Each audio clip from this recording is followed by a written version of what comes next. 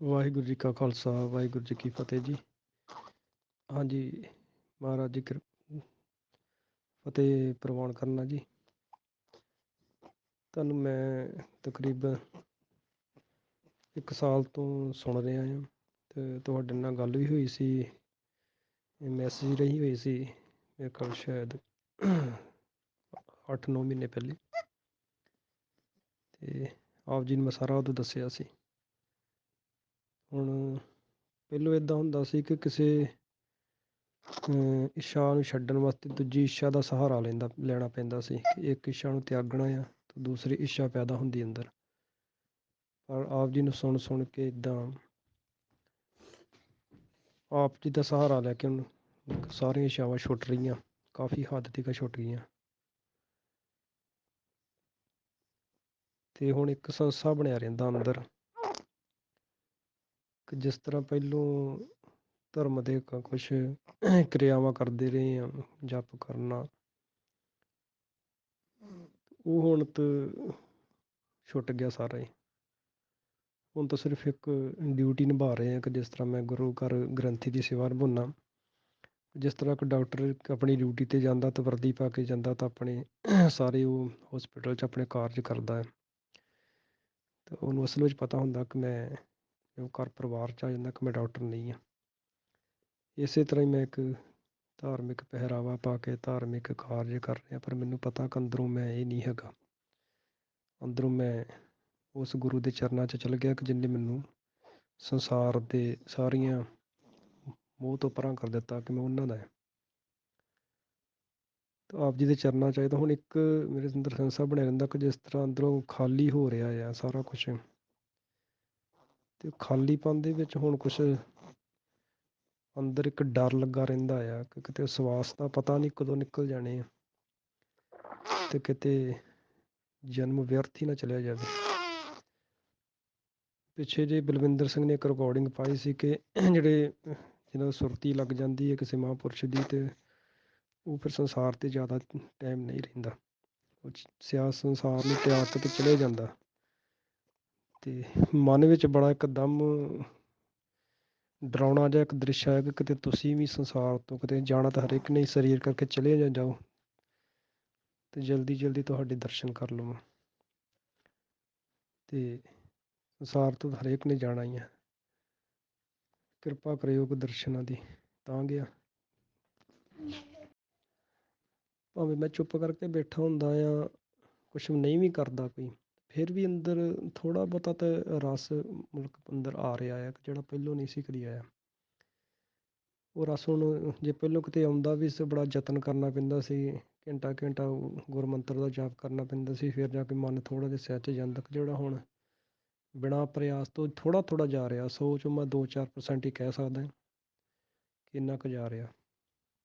ਅਤੇ ਇਹ ਤੋਂ ਅੱਗੇ ਵੀ ਕਿਰਪਾ ਕਰੋ ਤੁਸੀਂ, ਕਿਉਂਕਿ ਜੇ ਆਪ ਜੀ ਦੇ ਬਚਨਾਂ ਦੇ ਨਾਲ ਮੇਰੇ ਵਰਗੇ ਨਖਿੱਧ ਇਨਸਾਨ ਦਾ ਕਰਮ ਬਦਲ ਗਏ, ਸੰਸਾਰ ਛੁੱਟ ਰਿਹਾ ਆ, ਇੱਛਾਵਾਂ ਛੁੱਟ ਰਹੀਆਂ ਆ, ਅਤੇ ਸੰਸਾਰ ਤਾਂ ਮੈਨੂੰ ਛੱਡ ਰਿਹਾ ਆ, ਮੈਨੂੰ ਹੋਰ ਸੌਖਾ ਹੋ ਰਿਹਾ। ਜਿੱਦਾਂ ਕਿਸੇ ਨੂੰ ਪਤਾ ਲੱਗਦਾ ਨਾ ਕਿ ਮੈਂ ਤੁਹਾਡਾ ਸੇਵਕ ਬਣ ਚੁੱਕਾ ਹਾਂ, ਲੋਕ ਕੋਈ ਮੈਨੂੰ ਬਲੋਕ ਕਰ ਰਿਹਾ ਆ, ਕੋਈ ਮੇਰੀ ਹੀ ਨਿੰਦਿਆ ਕਰ ਰਿਹਾ, ਕੋਈ ਇੱਕ ਦੇਹਧਾਰੀ ਨਾਲ ਜੁੜ ਗਿਆ, ਇੱਦਾਂ ਦੀਆਂ ਗੱਲਾਂ ਉਹ ਆਪ ਹੀ ਮੈਨੂੰ ਛੱਡ ਰਹੇ। ਬੜਾ ਸੌਖਾ ਹੋਣ ਡਿਆ ਕੰਮ ਮੇਰੇ ਵਾਸਤੇ। ਅਤੇ ਇੱਛਾਵਾਂ ਜਿਹੜੀਆਂ ਆ ਕੋਈ ਤੁਹਾਡੀ ਕਿਰਪਾ ਨਾਲ ਹੋ ਰਹੀਆਂ ਖਤਮ।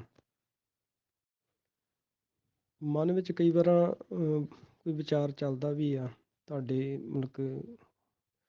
ਵਿਰੋਧਤਾ ਦੇ ਵਿੱਚ, ਅਤੇ ਮੈਂ ਉਹਨੂੰ ਛੱਡ ਦਿੰਦਾ ਹਾਂ, ਉਹ 'ਤੇ ਮੈਂ ਧਿਆਨ ਹੀ ਨਹੀਂ ਦਿੰਦਾ, ਕਿਉਂਕਿ ਮਨ ਨੂੰ ਪੁਰਾਣੀਆਂ ਆਦਤਾਂ ਪਈਆਂ ਆ ਅਤੇ ਧਰਮ ਦੀਆਂ ਉਹ ਅੰਦਰ ਹਜੇ ਸੰਸਕਾਰ ਪਏ ਆ, ਮੈਂ ਉਹਨਾਂ ਵੱਲ ਧਿਆਨ ਹੀ ਨਹੀਂ ਦਿੰਦਾ। ਚੱਲਦੇ ਆ ਬਹੁਤ ਵਿਚਾਰ ਚੱਲਦੇ ਅੰਦਰ ਕਈ ਵਾਰ ਕਿ ਤੂੰ ਕਿਤੇ ਤੇਰੇ ਮਾਰਗ ਤੋਂ ਤੂੰ ਖੁੰਝ ਨਾ ਜਾਵੇਂ ਹਰਪਾਲ ਸਿੰਘ ਜੀ ਦੇ ਮਗਰ ਲੱਗ ਕਰਕੇ। ਮੈਂ ਉਹ ਗੱਲ ਨਹੀਂ, ਮਨ ਵੱਲ ਧਿਆਨ ਹੀ ਨਹੀਂ ਦਿੰਦਾ, ਜੋ ਸੋਚੀ ਤਾਂ ਸੋਚੀ ਜਾਵੇ। ਮੈਂ ਤਾਂ ਇੱਕੋ ਗੱਲ ਕਹਿੰਦਾ, ਕੋਈ ਮੇਰੇ ਸਤਿਗੁਰੂ ਹੈ, ਮੇਰੇ ਮਹਾਂਪੁਰਖ ਹੈ, ਮੇਰੇ ਸੰਤ ਆ, ਮੈਂ ਤੈਨੂੰ ਆਪਣਾ ਬਣਾਇਆ। ਬਸ ਮੈਂ ਮਨ ਵੱਲ ਧਿਆਨ ਹੀ, ਚੱਲਦਾ ਬਹੁਤ ਕੁਛ ਹੈ ਮਨ ਵਿੱਚ, ਪਰ ਮੈਂ ਧਿਆਨ ਹੀ ਨਹੀਂ ਦਿੰਦਾ ਉਹਨਾਂ ਗੱਲਾਂ ਵੱਲ। ਆਪਣੇ ਨਿਸ਼ਚੇ 'ਤੇ ਪੱਕਾ ਹੋ ਗਿਆ ਕਿ ਚਾਹੇ ਹੁਣ ਨਰਕਾਂ 'ਚ ਤੁਸੀਂ ਸੁੱਟ ਦਿਓ, ਚਾਹੇ ਚਰਨਾਂ 'ਚ ਰੱਖ ਲਓ, ਇਹ ਤੁਹਾਡੀ ਖੁਸ਼ੀ ਰਾਜ ਨਾ ਚਾਹੋ ਮੁਕਤ ਨਾ ਚਾਹੋ ਮਨ ਪ੍ਰੀਤ ਚਰਨ ਕੁਮਲਾਰੇ। ਵਾਹਿਗੁਰੂ ਜੀ ਕਾ ਖਾਲਸਾ, ਵਾਹਿਗੁਰੂ ਜੀ ਕੀ ਫਤਿਹ।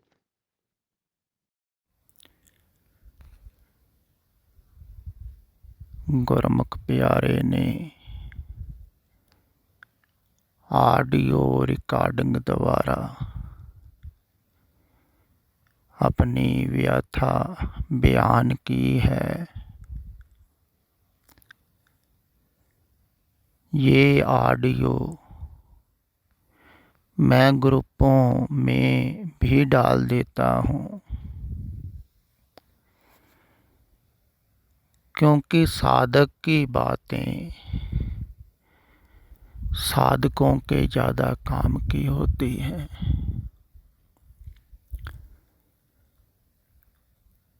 और इसमें जो समझने योग्य है उसको भी आप ख्याल में लें।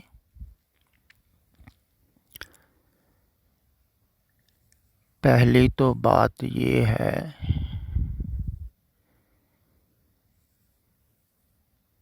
कि जो आदमी जिस धर्म में होता है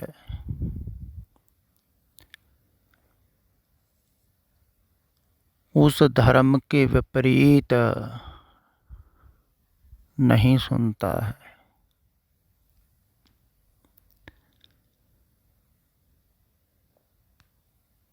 क्योंकि उसकी बुद्धि उसकी समझ उसी धर्म में ही लगी रहती है।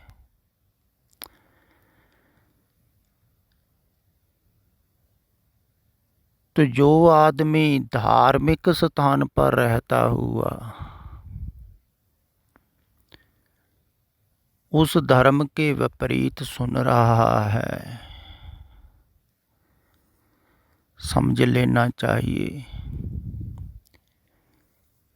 कि वो थोड़ा सा बुद्धि से आगे निकल गया, धार्मिक लोगों की बुद्धि से आगे, विवेक बुद्धि थोड़ी सी जाग गई उसकी।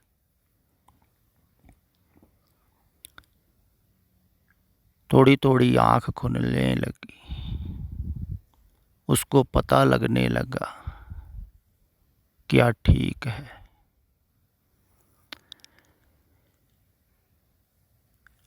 अब ये जो गुरमुख प्यारा है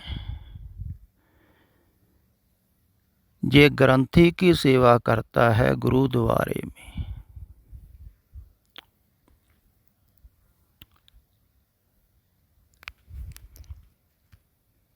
तो कहता है कि मैं ड्यूटी निभा रहा हूँ। जैसे लोग ड्यूटी करते हैं अपनी उपजीविका के लिए, कोई ना कोई तो काम करना ही है ना, जिसको जो काम आता है वो ही करेगा ना।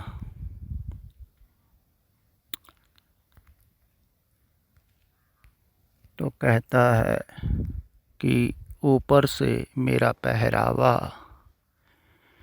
वैसा है, लेकिन अंदर से वो सब कर्म कांड छोड़ चुका हूँ जो पहले बहुत करता था। अब देखो, धार्मिक स्थान पर रहते हुए उन धार्मिक कर्म कांडों को छोड़ना बहुत कठिन है।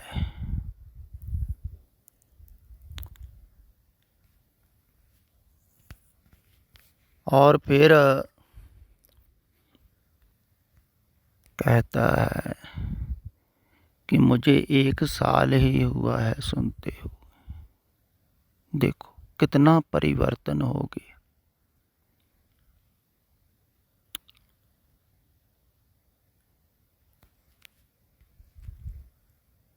कहता है कि मेरा अब संसार भी छूट रहा है, धीरे धीरे ध्यान हट रहा है।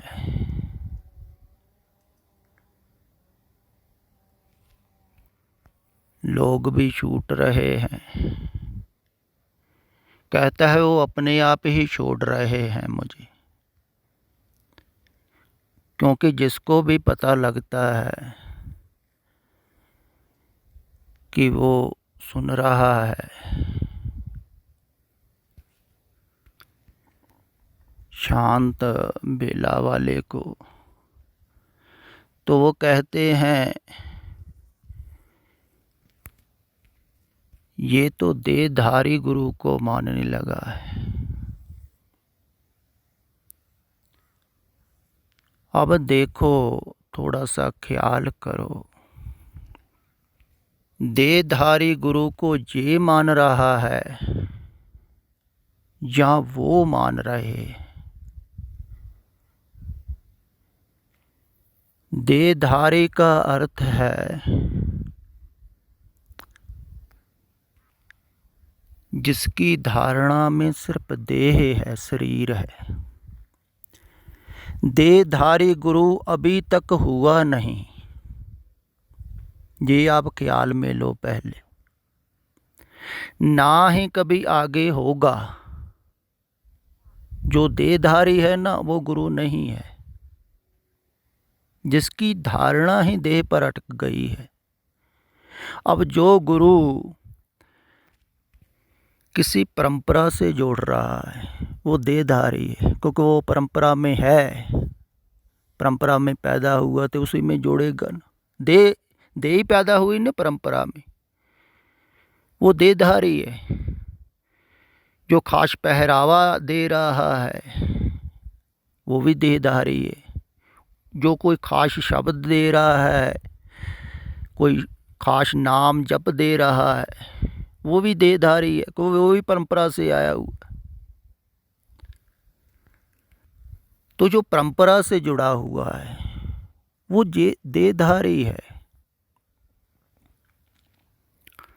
जैसे कोई सिखों के घर में पैदा हुआ तो कहेगा पहले सिख बनो, तो वो देहधारी है ना, क्योंकि देह पैदा हुई सिख। जिसकी धारणा में देह है, जैसे आप एक शब्द पढ़ते हैं, मायाधारी अत अन्ना बोला, बोल न सुने अत रोल कचोड़ा। कहते जो मायाधारी है, मायाधारी का क्या अर्थ है? जिसके अंदर एक धारणा माया की है, जो सोच रहा है माया, पैसा या प्रॉपर्टी। माया सिर्फ माया ही नहीं, धन नहीं, जो प्रॉपर्टी के बारे में सोच रहा है और बना लो, बैंक बैलेंस और बना लो, ये तो समझ में आता है। प्रॉपर्टी और बना लो, कारोबार और कर लो, जहाँ मेरा नाम हो, मेरी प्रशंसा हो, ये भी माया है। पता लगे लोगों को मैं कौन हूँ, ये भी माया है। माया का अर्थ है किसी धारणा में लगा हुआ चित्त, सोच रहा है कुछ पाने के लिए, कुछ होने के लिए। वो सतपुरखों की बात नहीं सुनेगा। उसको समझ लेना चाहिए अन्ना बोला, ना वो देखेगा सतपुरखों को, ना वो सुनेगा ही, तो उसकी धारणा में तो और कुछ है। वो सुनेगा कैसे? ऐसे ही जिसकी धारणा में शरीर प्रमुख हो, शरीर यहाँ पैदा हुआ है, जाति में, कुल में, उससे लगाव हो। जो कहे ऐसा बनो, बाहर से समझ लेना चाहिए वो देहधारी है। तो जो कहता ही नहीं है ऐसे बनो,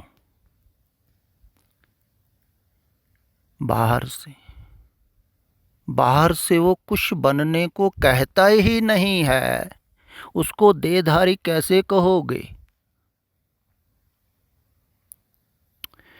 फिर ये गुरुमुख प्यारा अभी मिला भी नहीं है मुझे। अभी देह से तो संपर्क ही नहीं हुआ है, शब्द से संपर्क हुआ है ना। तो शब्द से जुड़ रहा है। जैसे सतपुरखों ने कहा है ना, शब्द से मेल होता है परमात्मा का, ऐसे ये शब्द से जुड़ रहा है।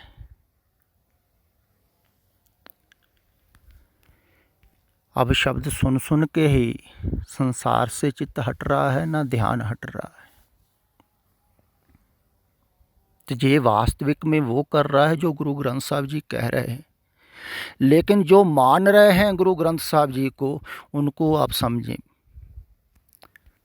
वो वैसे ही मान रहे हैं जैसे देहधारी गुरु को कोई मानता है। अब देखो, सिख गुरु ग्रंथ साहब जी को भोग लगाते हैं। अब भोग को दे कोई लगेगा ना, कोई मूर्ति को भी लगा सकता है, कोई मुंह बना होता है मूर्ति का। वहाँ तो सिर्फ उपदेश है, उपदेश को क्या भोग लगाना है। वैसे ही शाम को सुलाते हैं, कंबल देते हैं उसके ऊपर, जैसे देह को ठंड लगती है या उपदेश को ठंड लगती है। गर्मियों में एसी लगाते, वो सर्व कर्मकांड करते हैं जैसे देह के साथ किए जाते हैं। तो वैसे ही मांगते हैं जैसे देहधारी के सामने लोग मांगते हैं ना, कि बाबा जी ये दे दो मुझे, बाबा जी वो दे दो मुझे। वैसे ही मांगे डिमांडें लोग मांग रहे हैं, अरदासें कर रहे हैं। मूर्ता की बात है ना। देह तो ये मान रहे हैं सिख गुरु ग्रंथ साहब जी को, कहते भी हैं, सब सिखन को हुक्म है गुरु मान्यो ग्रंथ। गुरु ग्रंथ जी मान्यो प्रगट गुरां की दे। कहते प्रगट देह है ये शरीर। अब देहधारी को ये मान रहा है, काम तो उल्टा हो रहा है। इनको थोड़ा जा रिकॉर्डिंग सुनाना जी, कि आप देहधारी को मान रहे हैं या मैं मान रहा हूँ। तो देहधारी गुरु जैसे आशीर्वाद दे देते हैं, कह देते हैं हो जाएगा काम। ऐसे ही वहाँ जो रहने वाले वो अरदास करते, गुरु करेगा तो हो जाता है। तो फिर पाठ कराते हैं, पूजा कराते हैं, लंगर लगाते हैं। काम तो वही है। अब देखो, उपदेश के सामने है ना कुछ मांगना, अगर मूर्ति हो तो भी आदमी अच्छा लगता है, कल्पना करता है कि कोई आदमी खड़ा है मूर्ति में, भगवान खड़े। वहाँ तो बिल्कुल उपदेश ही है। तो वहाँ क्या मांग रहे हैं? संसारिक पदार्थ, संसारिक वस्तु। तो मांग तो वैसे ही रहे हैं जैसे देहधारी के सामने मांगा जाता है। तो देहधारी पूरे करते हैं मांग। लेकिन जो देहधारी नहीं है, जैसे बाबा नानक, उसके सामने ऐसी ही बातें करते ये लोग, तो वो क्या कहते? वो तो कूड़ कह ही रहे हैं संसार को, भी कूड़ मांग रहे हो। कुछ तो शर्म करो। ये एक प्रचारकों का बहुत गलत भ्रम पैदा किया जा रहा है।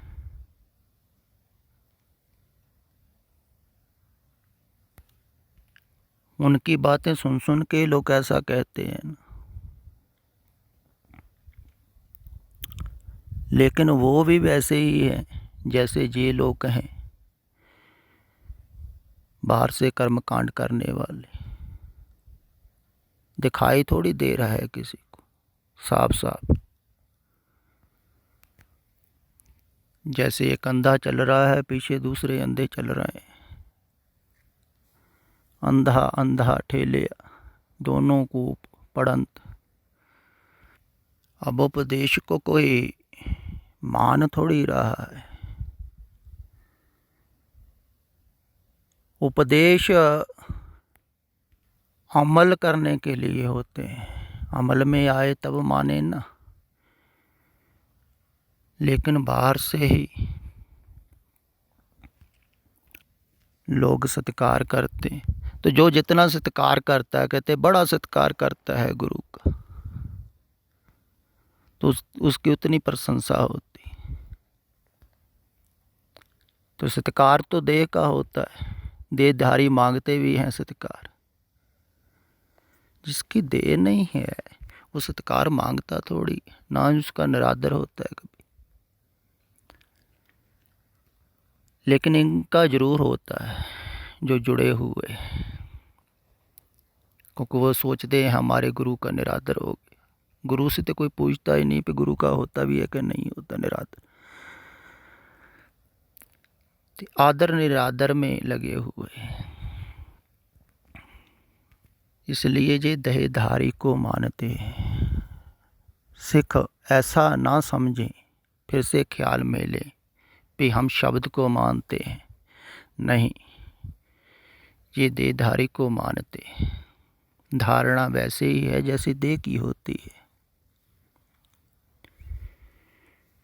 उपदेश को नहीं मानते। ये गुरमुख प्यारा उपदेश को मान रहा है, उपदेश को मान के ही अमल में तो आ रहा है ना, थोड़ा थोड़ा ही आ रहा, फिर भी बहुत आ रहा है।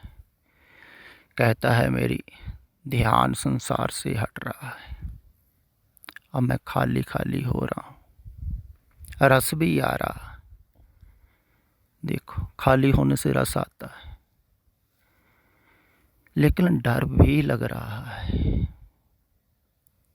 ये भी बात समझ लेनी चाहिए। बहुत लोग ऐसा कहते हैं कि हम खाली भी हो रहे हैं, अंदर से रस भी आता है। ऐसा आता है कि पता नहीं लगता है कहाँ से आता है, लेकिन साथ साथ डर भी लग रहा है। डर स्वाभाविक है, क्योंकि जिस दुनिया में आप रहते हैं उससे आप परिचित हैं, तो उस दुनिया से संबंध छूट रहा है। तो वहाँ आपने जाना है जहाँ आपको कुछ भी पता नहीं। बहुत से प्रेमियों ने ऐसा कहा भी है कि सुन सुन के ध्यान बाहर से हट रहा है, हम खाली हो रहे हैं, रस भी आ रहा है और डर भी लग रहा है। डर के कारण आप समझें, पहला तो कारण ये है, जिसको आप सुन रहे हैं उसके पीछे बहुत लोग नहीं है, कोई परंपरा नहीं है, इसलिए डर ज़्यादा लगता है लोगों को। जब नया नया धर्म पैदा होता है ना, बहुत कम विरले सूर में ही आते, जैसे बाबा नानक जी पास पहले पहले बहुत कम लोग गए होंगे। डर लगता है ना कि आदमी ये ठीक कह रहा है कि नहीं ठीक कह रहा। पूरे पूरे ठीक का तो तभी पता लगेगा ना जब पूरे ही उसमें लीन हो जाओगे, तब। पहले तो डर ही लगता है ना।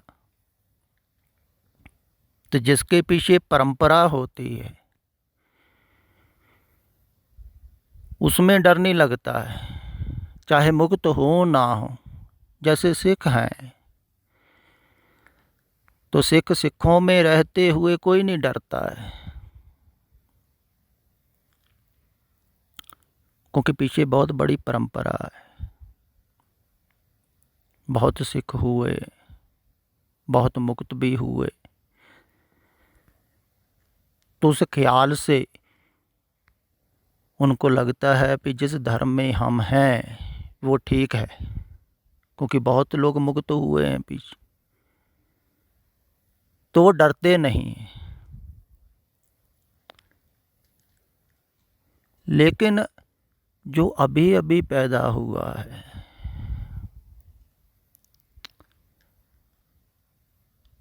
उसके पास जाने से बहुत डर लगता है।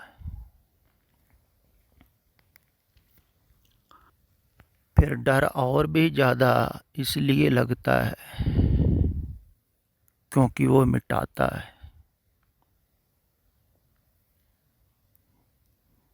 जैसे गुरु नानक पास लहणा गए थे बाबा, तो डर तो उनको भी लगा ही होगा।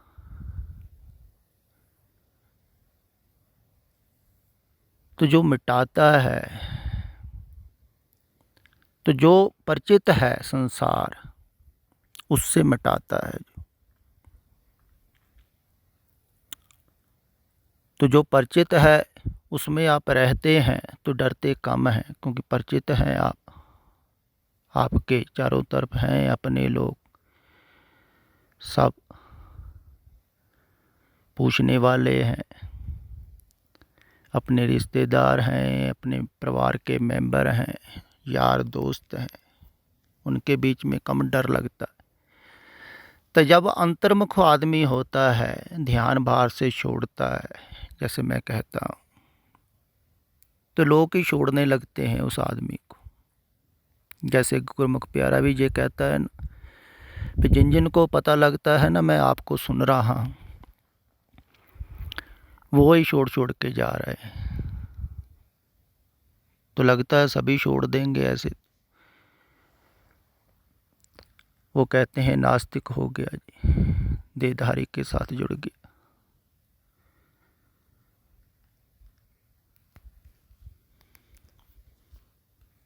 अभी तो लोग ही छोड़ के जा रहे हैं। हो सकता है वो धार्मिक स्थान को भी कहीं पे छोड़ के जाओ, क्योंकि आप मानते तो है ही नहीं गुरु ग्रंथ साहब को। क्योंकि मेरे पास साथ भी ऐसा ही हुआ था ना।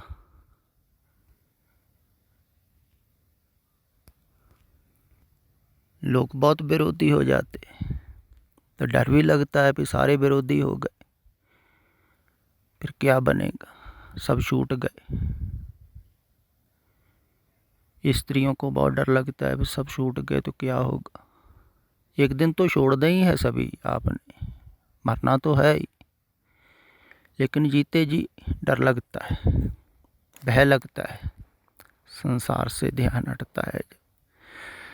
इसीलिए ज़रूरत होती है किसी हाथ की जो थामे आपको, आपको भरोसा दे, दिलासा दे कि कोई बात नहीं, वो सब छोड़ जाएंगे तब भी कोई बात नहीं, इधर कोई है आपको संभालने वाला, आप फिक्र मत करो, वो संभालेगा, वो सबको संभालता है, मुझे मालूम है, तुम चिंता मत करो आने वाले समय की। आने वाले समय से डर लगता है ना, क्या होगा भविष्य, डरो मत, जो खोता है खोने दो, ये खो ही जाएगा संसार, तो जो खो ही जाएगा, खोना ही है आखिर, तो उसको खोने दो, डर से गुजरना ही पड़ेगा। जैसे मरने वक्त डर लगता है, तो मरता तो हर एक आदमी है, चाहे डरता ही रहे, मौत तो बख्शती नहीं है। ये आदमी डरता है चलो ना मारे, नहीं, वो मारती है। ऐसे ही संसार छूटता है डरते डरते, तब डर लगेगा, भय तो लगेगा ही, तभी आदमी तड़पता है, भयभीत होता है, रोता है। जो बाहर से नहीं दिखाई देता, अंदर से तो सब कुछ होता ही है जब छूटता है सब कुछ। ऐसे ही ये अध्यात्म में भी डर लगता है। ये जो बाहर मुखी धार्मिक लोग हैं इनको नहीं पता। ये जो बहुत सूरमताई की बातें करते हैं ना जो लोग, वो भी डरते हैं। जो दूसरों को मारने से नहीं डरते हैं, कहते हैं हम खुद मर जाएंगे, जूझ मरेंगे, वो भी अगर अध्यात्म में आएंगे ना डरेंगे, क्योंकि ये मन की मौत है, वो तो शरीर की ही मौत होगी, ये गहरी है, तो डर लगता है। लेकिन बहादुर उसे कहते हैं जो डर के बावजूद भी करता है उसको सूरमा कहते हैं। वो वास्तविक में बहादुर है, योद्धा है, सूरमा है, जो कहता है सब कुछ छूट जाए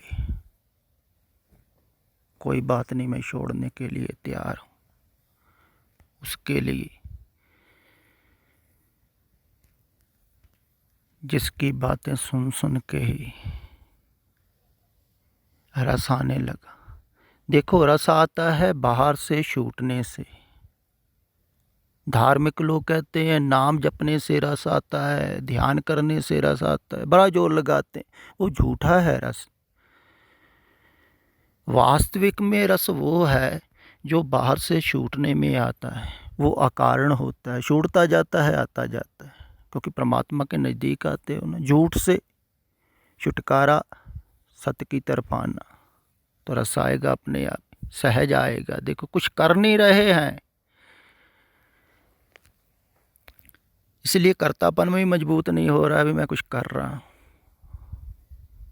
बिना किए ही आ रहा है।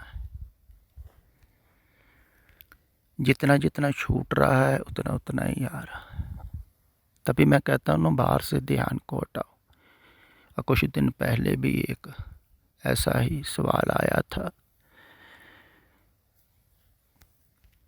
पूछा था कि आप कहते हैं कि बाहर से ध्यान हटा लो, अपने रिश्तेदारों से, परिवार के मेंबरों से और लोगों से, फिर ध्यान तो करना ही पड़ेगा ना। जिनको हमारी ज़रूरत है या जिनकी हम सेवा कर रहे हैं उनकी तरफ नहीं, ध्यान करने की ज़रूरत नहीं है, काम करने की ज़रूरत है। ध्यान हटाने का अर्थ आप समझो। ध्यान हटाने का अर्थ होता है, जैसे आप किसी यात्रा पर गए, किसी धर्मशाला में ठहरे, वहाँ आप कुछ दिन रुके, तो सभी की आपने सेवा की, भोजन किया, करवाया, सब कुछ किया, फिर आप छोड़ के आ गए। अब आके आप चिंतन नहीं करते हो, ध्यान हट गया ना।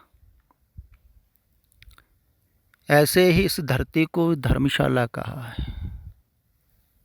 जहाँ भी आप वैसे ही आए हो धर्मशाला में 4 दिन रहने के लिए रहो, लेकिन ध्यान जोड़ो मत किसी से, लगाओ मत लगाओ। ऐसा नहीं है कि आप पीछे हट जाओ, जब बैठो तो उसकी ही याद आती रहे जिसकी आप सेवा कर रहे हैं, जिसका आप काम कर रहे हैं, उसके तरफ ध्यान करते रहो। ध्यान नहीं करना है, काम तो करना ही है। जहाँ भी रहते हो वहाँ ही करना है, उपजीविका के लिए करना ही पड़ेगा कुछ ना कुछ,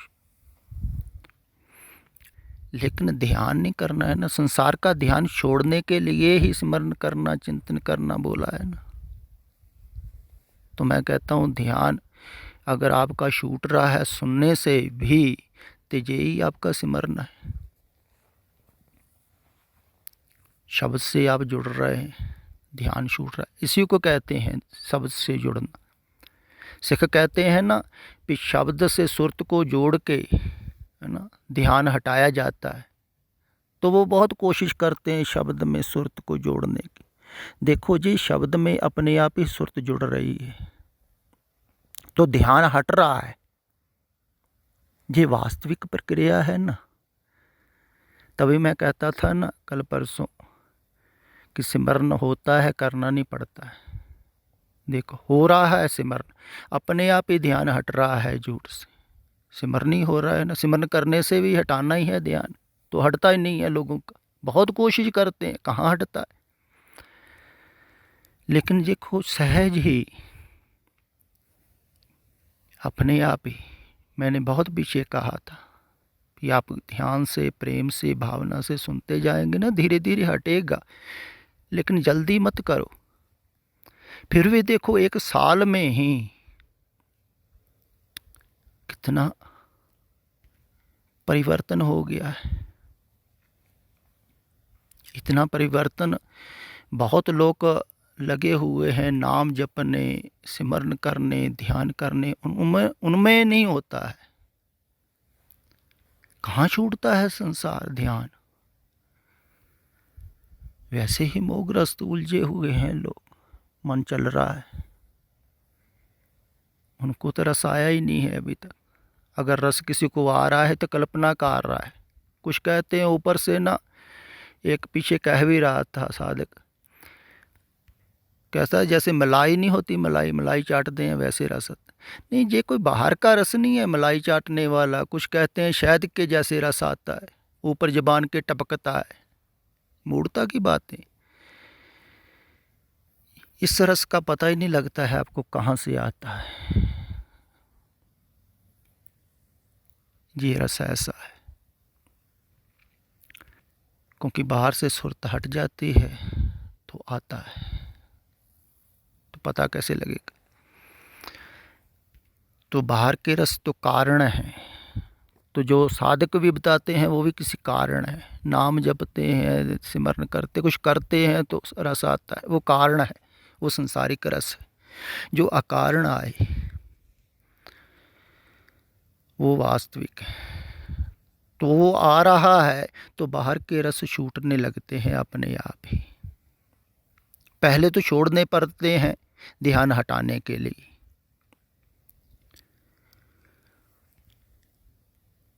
इसलिए कठिन है, क्योंकि पहले कोई छोड़ना नहीं चाहता है संसार के रस। पहले छोड़ने पड़ते हैं ध्यान हटाने के लिए। सुख छोड़ना पड़ता है बाहर का संसारिक ध्यान हटाने के लिए। सब कुछ छोड़ना पड़ता है ध्यान हटाने के लिए, इसलिए कठिन। जब हट जाता है फिर अंदर से रस आने लगता है, फिर सहज ही बाहर के रस छूटने लगते हैं। ओह रस आवत ए रस नहीं पाव। जब वो रंग लगने लगता है ना, जे छूट होशे रंग, झूठे रंग छूटने लगते हैं।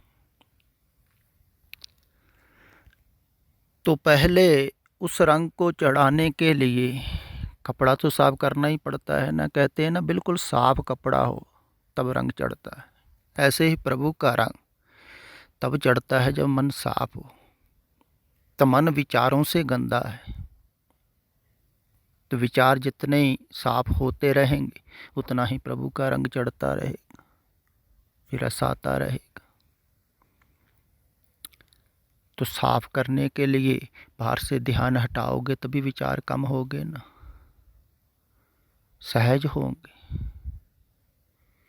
कितना भी संपर्क कम करते जाओ आप बाहर से, अपने आप ही मन शांत होता रहेगा, विचार कम होते रहेंगे। ये सहज तो वास्तविक में ही ध्यान प्रक्रिया है। ये सही ध्यान प्रक्रिया है, ऐसे कहो आप। तो हट रहा है अगर ध्यान बाहर से, तो डरने की ज़रूरत नहीं है। डर लगता है, फिर ये कहता है कि आपके विपरीत भी मन चलता है कभी कभी, वो चलेगा ही। क्योंकि बहुत कुछ छीना, जो छीनेगा बहुत कुछ आपसे, उस पर नाराज़गी भी होगी ना, तो कोई बात नहीं। मन अगर गाली गलौच भी निकालना चाहे तो निकालने दो, तो चिंता मत करो। नाराज़गी भी स्वाभाविक है। जो आपसे सब कुछ छीन लेगा, छीन रहा है, धर्म भी देखो, संसार तो छीन ही रहा है, धर्म भी छीन रहा है, उस पर नाराज़गी होगी। तो नाराज़गी भी स्वाभाविक ही है, उसको स्वीकार करो।